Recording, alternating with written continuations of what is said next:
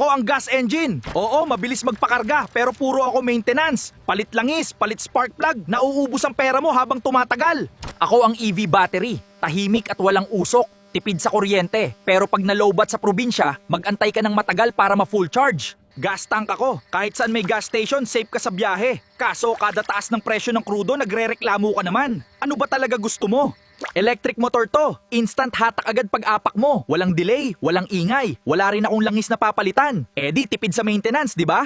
Exhaust pipe to. Sa akin dumadaan ang dumi ng gas engine mo. Umuusok at maingay. Gusto mong makatulong sa kalikasan? Mag-EV ka na lang. Regen brakes to. Napabagal ko na. Nag-charge pa baterya mo. Hindi pudpud ang brake pad. Kaso, marami ang nagreklamo. Nakakahilo daw? Ako ang spark plug. Wala ako sa EV, sa gas lang. Kailangan ko ng kuryente para mag-ignite ang gas. Dagdag pa sa routine maintenance mo.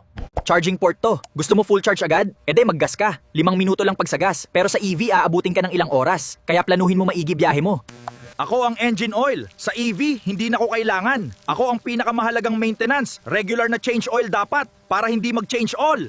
Home charger to. Pagkagising mo, full charge na EV mo. Tipid, di ba? Kaso, tataas naman ang bill ng kuryente mo, samahan mo ng solar para sulit.